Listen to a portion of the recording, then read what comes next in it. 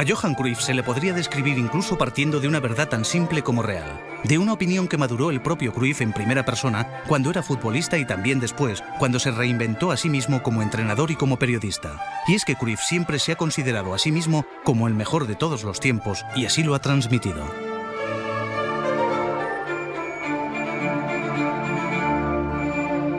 Era un jugador de un enorme carisma, que no solamente atraía el balón, sino que atraía la mirada del público. Uno deseaba que la pelota pasara por Cruyff, ¿no? Jugador que además tenía la arrogancia del artista, ¿no? La vanidad del artista, que se sabía el centro del escenario.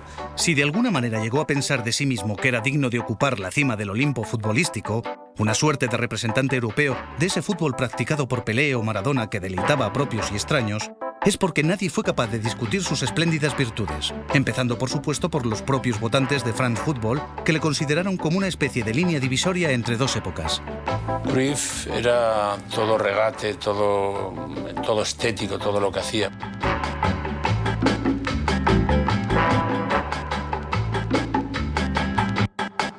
Siempre existió la creencia de que hubo un antes y un después de Cruyff en el fútbol. Esto es lo que se podría afirmar tranquilamente sin temor a equivocarse. Antes que el divino holandés, solo Alfredo Di Stéfano había conseguido repetir en el palmarés del Balón de Oro.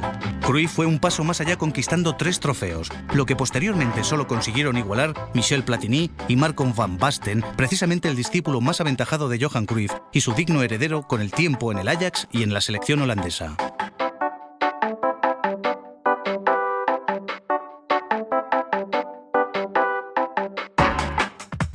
Cruyff dejó un legado de mucho peso en la historia del fútbol. El árbol genealógico de su fútbol arranca de él. Cruyff no se parece a nadie, no ha estudiado a campeones anteriores, no conoce el arte de la imitación.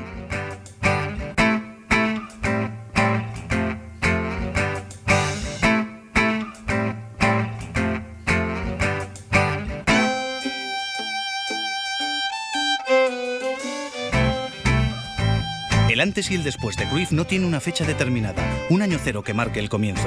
No es una revolución en el propio sentido de la palabra y tampoco está acompañada de un fervor ideológico. Es simplemente el nacimiento progresivo de una nueva forma de entender el fútbol, con Cruyff como líder, el mejor intérprete de una filosofía que rápidamente adquiere el nombre de fútbol total.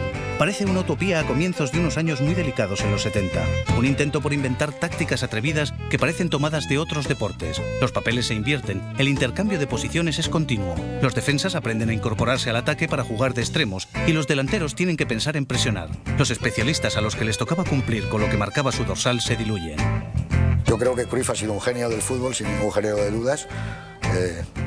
Un jugador muy veloz, ese tipo larguirucho, engañoso, porque era muy fuerte y con una aceleración que no se conocía entonces.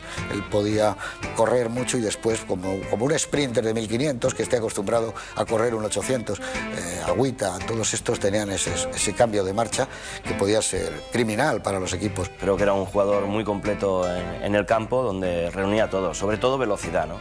Creo que empezó a ser el prototipo de la velocidad en el fútbol. Aprovechó su velocidad para ser el mejor jugador del mundo muchos años y para que se siga hablando de él. Cruyff luce el número 14 a la espalda, en honor a su primer éxito cuando aún era muy joven. Pero la cuestión es que Johan, más que cualquier otro, es el ejemplo de los nuevos tiempos que corren el fútbol. Es un delantero, sí, pero sale de lejos, vuelve, defiende y dribla. Tiene la visión del juego de un director de orquesta, la fantasía de los extremos, el olfato de gol cuando se encuentra cerca de la portería típico de los goleadores. Parece un compendio de distintas funciones donde un factor decisivo las funde en una sola: la velocidad. No solo su velocidad en carrera, sino más bien en el pensamiento y en la ejecución.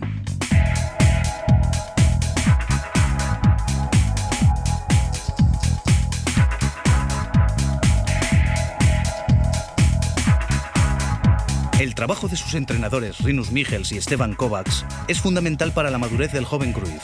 Con ellos hay que trabajar duro. Realizan una preparación física y táctica casi desconocida en el resto de Europa. Y los resultados a la vista están. El número 14 y sus compañeros de equipo y de selección superan en velocidad al resto de los jugadores de Europa.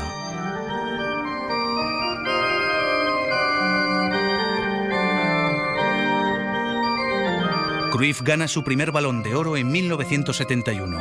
Es la temporada también en la que el Ajax estrena su palmarés en la Copa de Europa. Goed tussenkomt Van Dijk die doorspeelt naar Cruyff. Cruyff heeft een kans. Moet nog één man voorbij. Schiet alvast. En opnieuw corner. Zeer gevaarlijk. La estrella de Johan brilla con luz propia, aunque no especialmente en la final. Tal vez el 2-0 contra el Panathinaikos sea demasiado poco exigente para convertirle en el verdadero protagonista de la final de Wembley. Cruyff. Heel handig het schot van Haan. En het is een goal.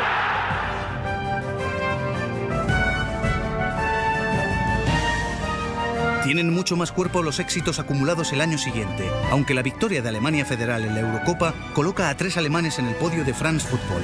Una exclusión del grupo de los mejores en muchos sentidos inexplicable si se considera que el Ajax consiguió un gran slam, adjudicándose la Liga Holandesa, la Copa de Europa, la Copa Intercontinental y la Supercopa de Europa. Evidentemente, el jurado no valoró en su justa medida lo que se vio en Rotterdam el 31 de mayo de 1972. Un partido Ajax-Inter con la Copa de Europa en juego y el que mejor sirve para explicar el duelo entre el fútbol clásico de los italianos y el innovador de los holandeses.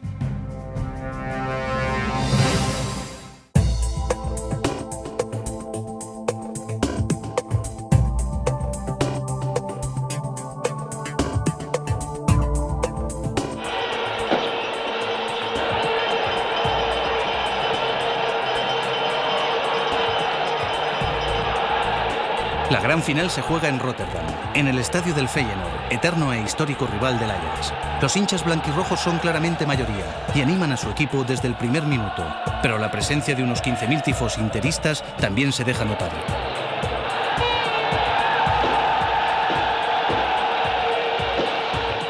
Los holandeses salen inmediatamente a por todas tratando de intimidar al portero Ivano Bordón, elegido en el último momento por el entrenador Invernizzi para sustituir al más experto Lido Vieri. El primer disparo es de otro Johan, Neskens, a los 3 minutos, pero sin peligro. Los jugadores italianos están bien adoctrinados para realizar un marcaje individual. El vigilante de Cruyff es Gabriele Oriali, y todos son conscientes que de este duelo depende en gran parte el resultado del encuentro. En los primeros minutos de encuentro está clarísimo que es el Ajax quien domina el partido, y en la mejor ocasión, un remate de Krol se estrella en el poste.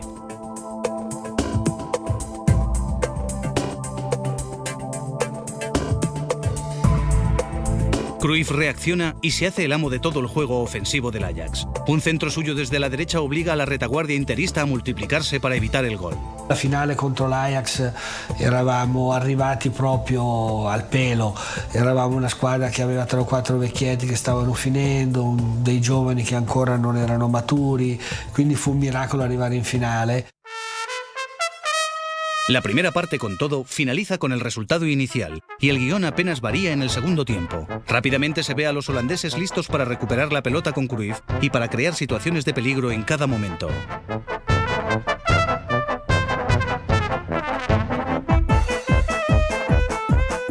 A los 3 minutos la desgracia se ceba con el Inter. Frustalupi resbala y Surbir se hace con el balón en la zona de peligro. El internacional holandés centra al área. Bordón sale y choca con su compañero Oriali. Cruyff, muy atento a la jugada, marca a puerta vacía el 1-0. L'Ajax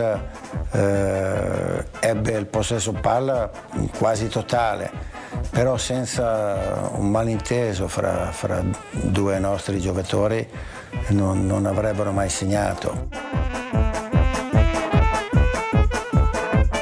La velocidad de maniobra del Ajax es letal. Oriali, después del error que le ha costado el gol en contra, se muestra aún más férreo en el marcaje a Cruyff. A los 32 minutos, Keizer ejecuta una falta desde la izquierda. Cruyff salta en medio de una nube de jugadores rivales y logra de cabeza el 2-0. Segundo gol del Ajax y segundo gol de Cruyff. Los holandeses se proclaman campeones de Europa por segunda vez consecutiva.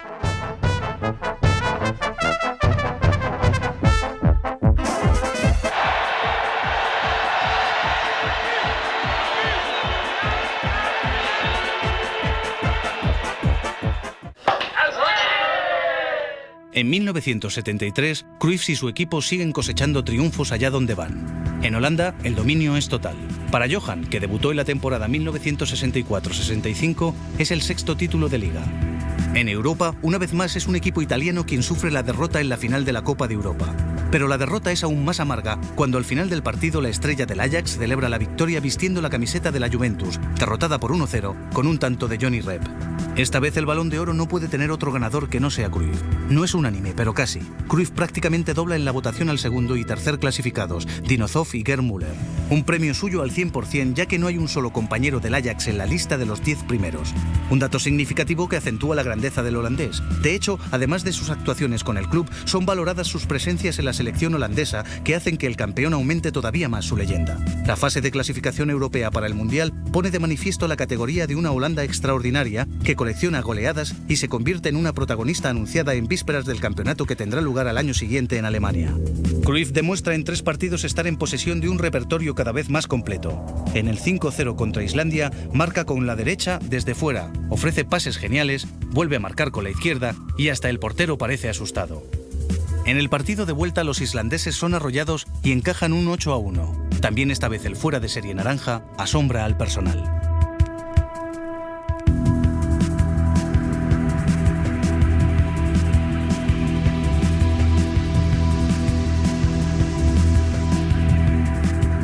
Por último, en el decisivo triunfo en Noruega por 1-2, Johan Cruyff recuerda a quien lo pusiera en duda que también es hábil en los balones aéreos y en cualquier otra faceta del juego.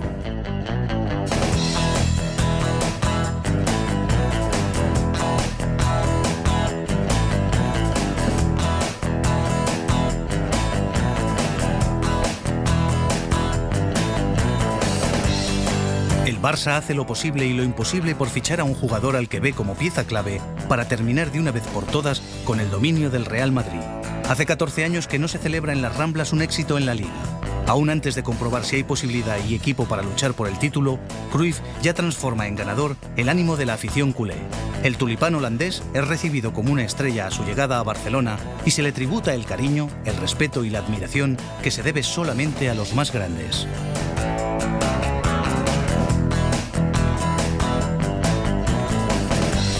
Pero lo importante es el espectáculo en el campo, como el gol imposible conseguido ante el Atlético de Madrid, un malabarismo elegido para ocupar la portada de la edición de France Football dedicada al Balón de Oro en 1973. La influencia de Cruyff en el Barcelona va más allá de un partido o de su condición de jugador. Él lo que ha dejado en el Barcelona es un testamento ideológico. Ha trabajado sobre el gusto futbolístico del espectador y lo ha educado hasta el punto de que hoy es imposible pretender triunfar en el Barcelona sin jugar bien al fútbol. Y esa exigencia la marcó Johan Cruyff, que es en Barcelona como el oráculo. Mientras mi marido se entrena, a mí me gusta pintar con el nuevo esmalte Bruker Acrylic. Johan Cruyff representó algo inédito en el mundo del fútbol, también por su capacidad de ocupar el escenario mediático por los motivos más variopintos. No habían faltado predecesores ilustres en este sentido, pero el holandés representó algo diferente, dejando intuir la dirección que estaba tomando un deporte cada vez más orientado hacia una mentalidad empresarial. El dinero es un aspecto que no carece de importancia en la carrera de un Cruyff, que es el primer ejemplo de autogestión y le guía en sus decisiones profesionales. Como cuando abandona España para ir al nuevo Eldorado del fútbol, Estados Unidos, donde la fama que había adquirido le permite conseguir una retribución de oro con alguna aparición en el campo que no es especialmente memorable. Solo en un caso su orgullo puede más que cualquier otra consideración económica, y es cuando vuelve a Holanda. Después de 2 años en el Ajax, se siente abandonado por los directivos y reacciona fichando por su rival histórico, el Feyenoord, acabando su carrera con la enésima victoria en un campeonato, el 10º.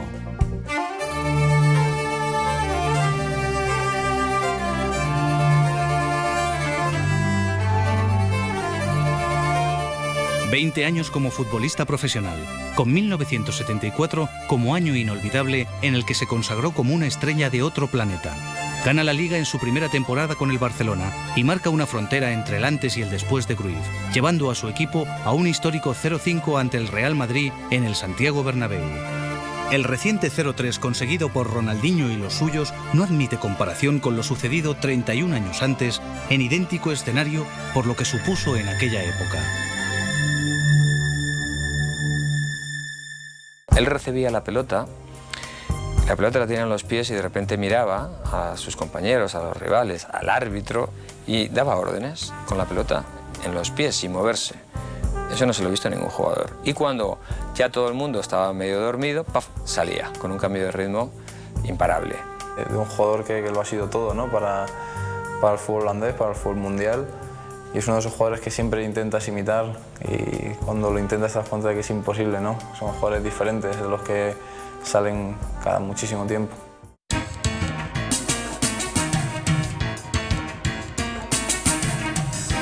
Con la moral crecida por el triunfo en la Liga Española, Johan encuentra su consagración definitiva en el Mundial de Alemania. Nunca se ha visto perder y, pese a todo, celebrar el éxito como a su Holanda, conocida como la Naranja Mecánica y recordada como una vencedora moral por lo que demostró en el campo hasta el último partido. Y al que a veces se le acusa de no haber ganado lo suficiente, cuando estamos hablando de un país de 14 millones de habitantes que ha sabido crear un estilo maravilloso del fútbol que nos reconcilia con la parte más noble y bella de este juego, ¿no?